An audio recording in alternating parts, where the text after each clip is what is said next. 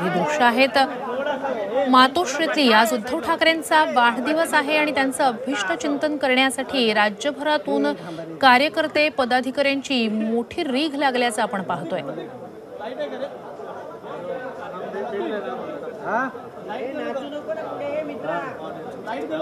रात्री सुद्धा उद्धव ठाकरे यांचा मातोश्रीवर वाढदिवस साजरा करण्यात आला।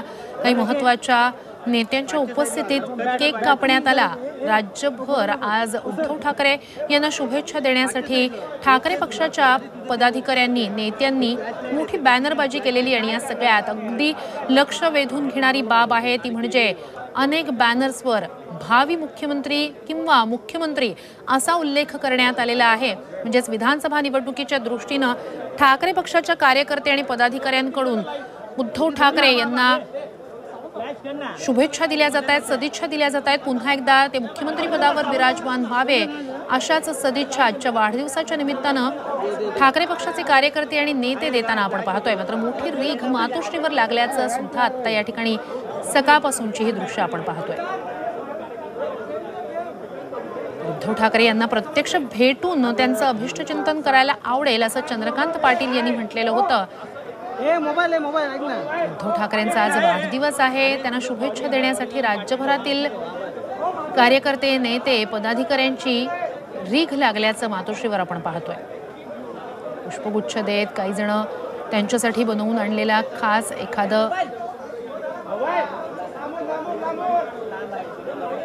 विशेष असं त्यांच्यासाठी बनवून आणलेला गिफ्ट देत उद्धव ठाकरेंचं अभिष्ट चिंतन करतायत।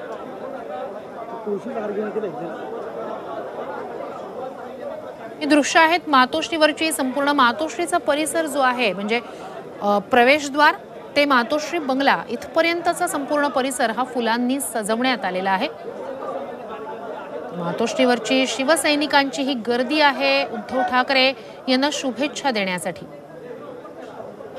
आलेल्या प्रत्येक कार्यकर्त्याच्या शुभेच्छांचा स्वीकार उद्धव ठाकरे इथे करताना आपण पाहतोय। मातोश्रीवरची ही दृश्य आहेत। आता आज काही महत्त्वाचे नेते मंडळी सुद्धा मातोश्रीवर पोहोचतायत का, उद्धव ठाकरेंना शुभेच्छा देत आहेत का याकडेही लक्ष असेल। मात्र सकाळपासूनच उद्धव ठाकरेंना शुभेच्छा देण्यासाठी मातोश्रीवर मोठी रीघ कार्यकर्त्यांची लागल्याचं आपण पाहतोय।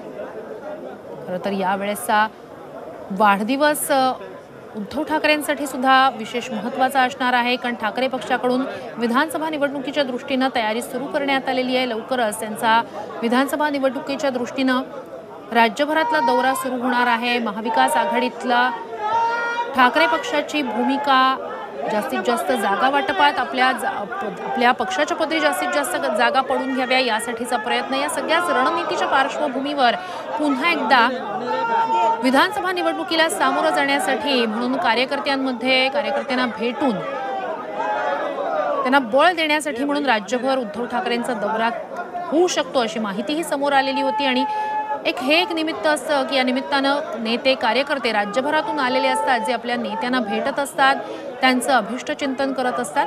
हे दृश्य आपण पाहतो आहोत मातोश्रीवरची मोठी रीघ उद्धव ठाकरे यांना शुभेच्छा देण्यासाठी इथे लागलेली आहे। राज्यभरातले कार्यकर्ते पदाधिकारी आज मातोश्रीवर येऊन उद्धव ठाकरेंना भेटतायत, त्यांच्या वाढदिवसानिमित्तानं त्यांना शुभेच्छा देत आहेत।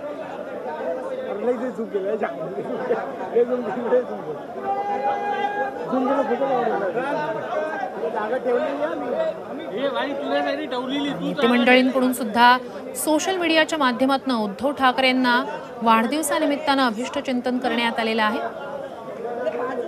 मातोश्रीवरची शिवसैनिकांची ही गर्दी झाल्याचं आपण पाहतोय उद्धव ठाकरे यांच्या वाढदिवसानिमित्तानं त्यांना शुभेच्छा देण्यासाठी।